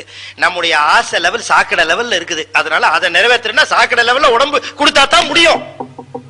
நம்முடைய ஆசை உயர்ந்த நிலையில இருக்குமானால் சுத்த மாயையில உடம்பு கொடுத்திருப்பாரு. அப்படிதான் ஞானிகளுக்கு கொடுத்தார். அவங்களுக்கு எல்லாம் சுத்த மாயையா, சுத்த தேகமா ஏன் போகுதுன்னா எலிவேட்டட் டிசையர்ஸ், உயர்ந்த ஆசைகள் கொள்ளு. சிவனை அனுபவிக்கணும்னு நினைக்கிற பொழுது கோல் தேன் கொண்டு செய்தனன் அப்படிங்கிறாரே மணிவாசகர். இந்த உடம்பு முழுக்க தேன் பண்ணிட்டான்றாரு யாரு? மணிவாசகர். ஏன் ஆசை அது அனுபவிக்கணும் போகிற பொழுது சுத்த தேகம் ஆயிடுது, பசுகரணங்கள்லாம் பதிகரணம் ஆகுது. எப்ப நீங்க என்னென்னலாம் அனுபவிக்கணும்னு நினைக்கிறீங்களோ அதுக்கு தகுந்த மாதிரி தான் உடம்பு கொடுக்க முடியும். நீங்க என்ன சாப்பிடணும்னு விரும்புறீங்களோ அதுக்கு தகுந்த ஹோட்டலுக்கு தான் உங்களை கூட்டிட்டு போக முடியும். இப்ப உங்களுக்கு புரிஞ்சிருக்குன்னு நினைக்கிறேன். கடவுளா கருணை இல்லாதவன். ஆக அதனால இப்படி வந்து சேர்ந்தது. நம்முடைய விருப்ப வெறுப்புகள்லாம் அந்த மாதிரி போச்சுன்னா உயர்ந்ததுன்னா நல்லது. அப்ப இந்த மாதிரி ஒரு உடம்பு கொடுத்தவொடனே நமக்கு என்ன சார் சுத்தத்தோட தொடர்பே இல்லையா, எல்லாமே இப்படியான்னு கேட்டா அதுல பாருங்க ஒரு நுணுக்கமா ஒண்ணு கொடுத்தார். கருணையின் வடிவமானவர். அவர் என்ன பண்ணார், எல்லாமே இப்படி மோசமான நிலையில இருக்கக்கூடிய ஒருவனுக்கு ரொம்ப சுத்தமான ஒன்னே ஒண்ணு கொடுத்து அதை பிடிச்சிட்டு வரானா பார்க்கலாம், அது ஒன்னாவது கொடுப்போன்னு ஒண்ணு கொடுத்திருக்காரு. ஒன்னே ஒண்ணு சுத்த மாயையில பண்ணி கொடுத்திருக்காரு. அது ஒண்ணுதான் நம்மகிட்ட சுத்த மாயையில இருக்கிற சமாச்சாரம். மித்ததெல்லாம் பிரகிருதி மாயை. பிரகிருதி மாயன்னு பேரு கேட்டவொடனே ஏதோ ரொம்ப பெரிய ஆள் போல இருக்குன்னு நினைச்சோம். அசுத்த மாயை விட கேவலமான சாக்கடை தண்ணி.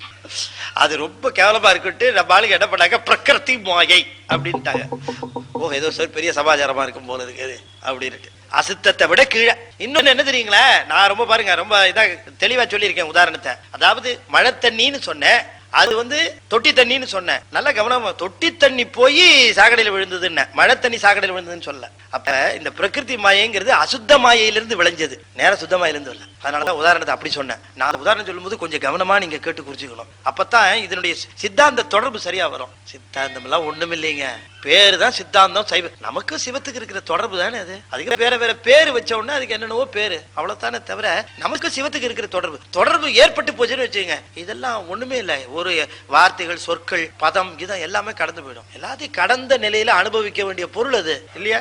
முதல்ல சைக்கிள் கத்துக்கிற பொழுது பாத்தீங்கன்னா சைக்கிளை எடுத்துக்கிட்டு இப்படி தேடிக்கிட்டே போவான். என்னன்னு பாத்தீங்கன்னா ஏதாவது ஒரு பாறாங்கல்லு படிக்கட்டு ஏதாவது இருக்காங்க, ஏன்னா அது மேல ஏறி உட்கார்ந்தா சைக்கிள்லயே ஏற முடியும். இதான் ஆரம்ப ஸ்டேஜ் இல்லையா, அப்படித்தானே இருக்கும். அப்புறமா இறங்குறதுக்கு பாத்தீங்கன்னா உடனே நினைச்ச இடத்துல அவன் இறங்க மாட்டான், உயரமா திட்டு எங்கேயாவது கிடைக்குதான்னு பார்ப்பான். ஏன்னா அங்கதான் காலை வச்சே நிக்க முடியும் அவனால. இதான் ஆரம்ப நிலை.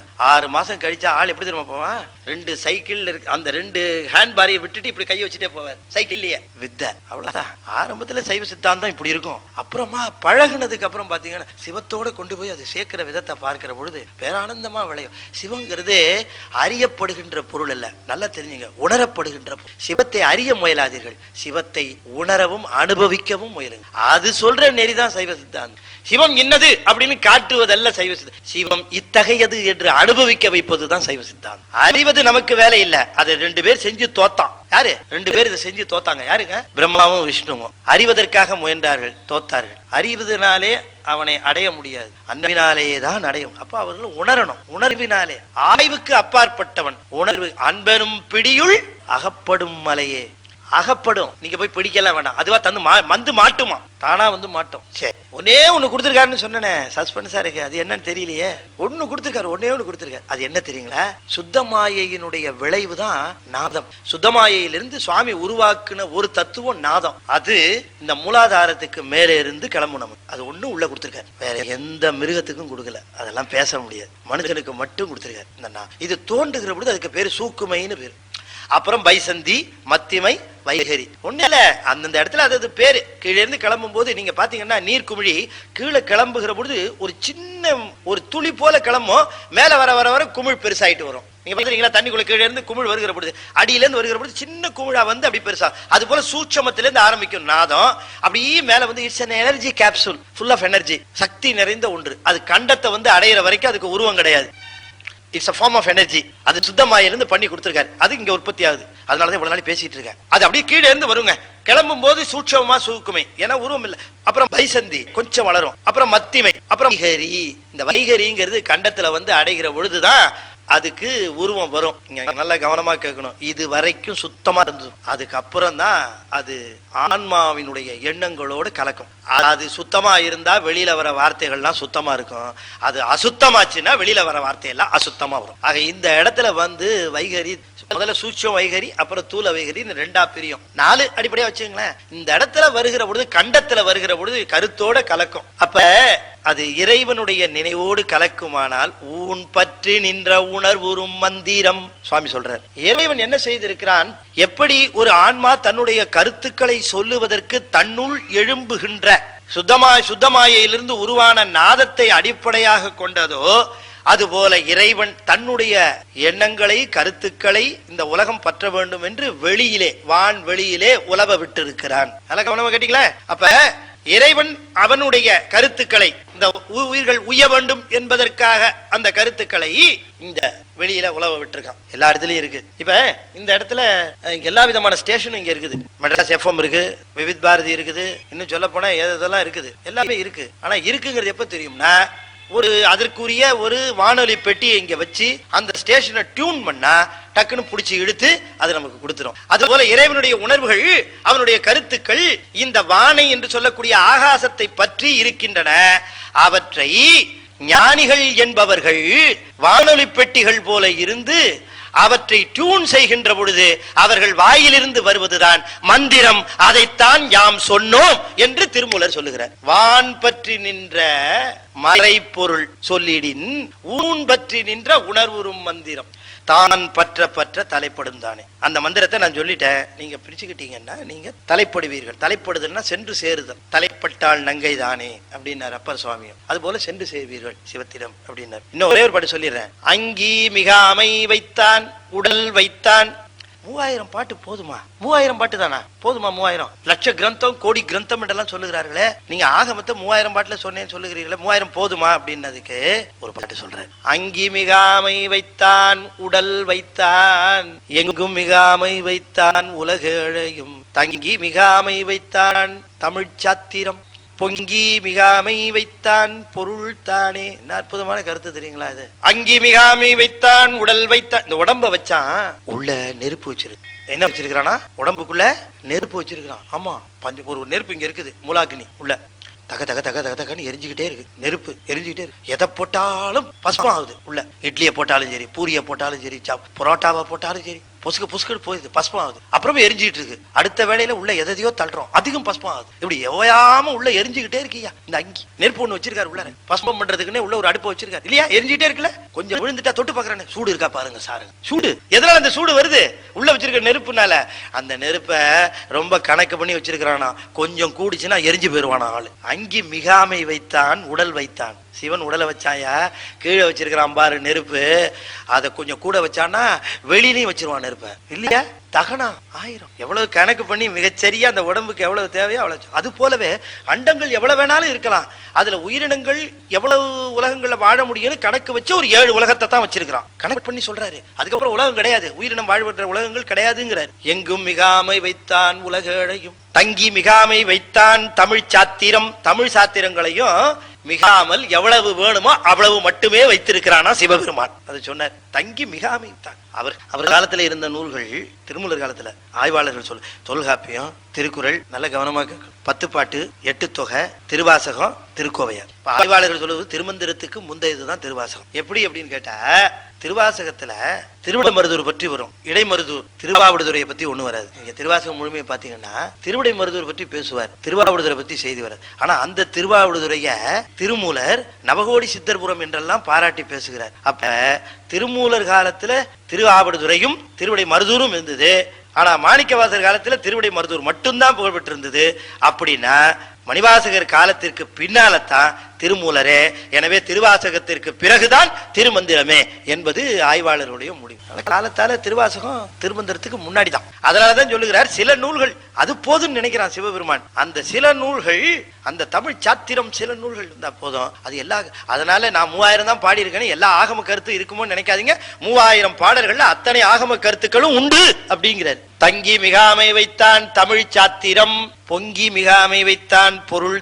அதுக்கப்புறம் சொன்னாரு பாருங்க, அப்படி இந்த தமிழ் சாத்திரம் வச்சாலும் அந்த சாத்திர பாடல்கள்ல, அந்த பாடல்கள்ல எல்லாம் பொருளை யார் படிக்கிறாங்களோ அவங்கவுங்க பக்குவத்துக்கு தகுந்தாற் போல புரிந்து கொள்ளும்படியாகத்தான் பொருள் வைத்தான் என்று சொல்லுகிறார். அப்ப மிகுந்த பக்குவம் உடையவர்களுக்கு அந்த பக்குவமான பொருள் தெரியும், பக்குவம் இல்லாமல் குறைந்த பக்குவம் உள்ளவர்களுக்கு குறைந்த பொருளே அது தெரியும். இதுதான் அந்த தமிழ் சாத்திரத்தினுடைய மதிப்பு. அதை சொல்லுகிறார். தமிழ் சாத்திரம் கொஞ்சமா இருந்தாலும் மிஞ்ச முடியாத அளவிலே அது விளங்குகிறது. அதனுடைய பொருள் யாருக்கு என்ன பக்குவமோ அந்த பக்குவத்திற்கு தகுந்தாற் போல பொருள் தரும். கடலிலே எவ்வளவு ஆழம் ஒருவன் முழுகுகிறானோ ஆழத்திற்கு தகுந்தவாறு அவனுக்கு அமிழ்கின்ற பொருள் கிடைக்கும். ரொம்ப ஆழமா போறவனுக்கு ரொம்ப சிறப்பா பொருள் கிடைக்கும். அது போலத்தான் இந்த தமிழ் பாடல் ஒன்று விட்டார். மேம்போக்கா பார்த்துட்டு போன மேம்போக்கா பொருள். ஆரறிவார் எங்கள் அண்ணல் பெருமையை, ஆரறிவார் அவ் அகலமும் நீளமும், பேரறியாத பெருஞ்சுடரு ஒன்றதின் வேறறியாமை விளம்புகின்றனே. ஒருத்தரே சென்னையிலேயே எதுங்க ரொம்ப பெஸ்ட், ரொம்ப அற்புதமா பார்க்கக்கூடிய சமாச்சாரம் போன உடனே அவருக்கு தெரிஞ்சவர் சொன்னார் எல்ஐசிங்க அப்படின்னாரு. அப்படியா? யாரு? அவர் மதுரைக்காரர், பக்கத்துல ஒரு எல்ஐசி. அப்படியா? 14 மாடி. அப்படியா? எப்படி சார் இருக்கும்? அவசரப்படாதீங்க, நான் உங்களுக்கு ஒரு போட்டோ தரேன் அப்படின்ட்டு நல்ல பெரிய போட்டோ ஒன்று எல்ஐசி எடுத்திருந்த ஒரு போட்டோ கிடைச்சது அவருக்கு பத்திரிகையில வந்து. அது அவர் கையில கொடுத்துட்டார். பார்த்தார், ஆஹா பிரமாதமா இருக்கு, இவ்வளவு பெருசு இருக்கு. ஆமா 14 மாடியா? ஆமா. பார்த்து பார்த்து வியக்கிறார். சென்னைக்கு போனா இது அவசியம் பாகும் அப்படின்னு வச்சார். ஒரு நாள் சென்னைக்கு வந்துட்டார். வந்தவொடனே என்ன பண்ணுவாரு அவரு? எல்ஐசி பாப்பாரு. நேரா வந்தார், எல்ஐசியை பார்த்தார். நிக்க வச்சு கட்டினாங்களா? கட்டினப்புறம் நிக்க வச்சாங்களா? இவ்வளவு உயரமா இருக்கேன் அப்படின்னு வியந்தார். பார்த்து அனுபவம். அதை பார்த்தோன்னு அவருக்கு வியப்பு. இப்ப நீங்க நல்லா கவனமா சொல்லணும். ஒரே ஒரு கேள்விதான் உங்களை கேட்க போறேன். முதல்ல அவரு அவங்க ஊர்ல போட்டோவில் பார்த்து வியந்தார். இப்ப நேர்ல பார்த்து வியக்கிறார். ரெண்டுக்கு என்ன வேறுபாடு? முதல்ல போட்டோவை பார்த்து வியந்தார், இப்ப நேர்ல பார்த்து வியக்கிறார். இப்ப நான் உங்களுக்கு இப்படி சொல்றேன். முதல்ல போட்டோல பார்த்து வியந்தார். அது போட்டோல பார்த்து வியக்கிற பொழுது, அது போட்டோல பார்த்து வியக்கிற பொழுது ஒரு வியப்பு இருந்தது, உண்மைதான். ஆனா அது நிழல். இப்ப பார்த்தது நிஜம். முதல்ல நிழலை பார்த்து வியந்தார், இப்ப எதை பார்த்து வியக்கிறார்? நிஜத்தை பார்த்து வியக்கிறார். நிழலுக்கு நிஜத்துக்கு என்ன டிஃபரன்ஸ்? நிழல் 2 டைமென்ஷன், லெங்த் அண்ட் பிரெத் மட்டும் உண்டு. நிஜத்துக்கு 3 dimension, length, breadth, depth 3 dimension உண்டு இல்லையா?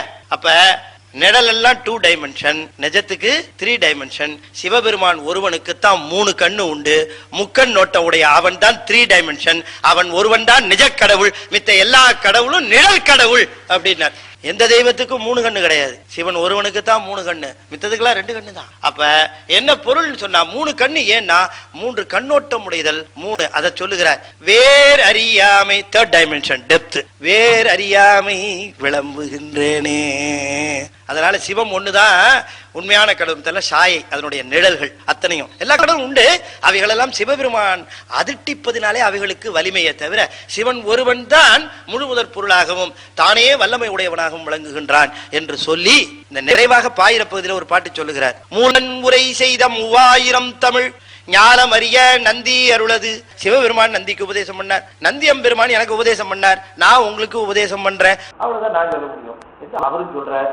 அதுதான் பாயிர பொருள் என்று சொல்லி நானும் நிறைவு செய்கிறேன். நன்றி, வணக்கம்.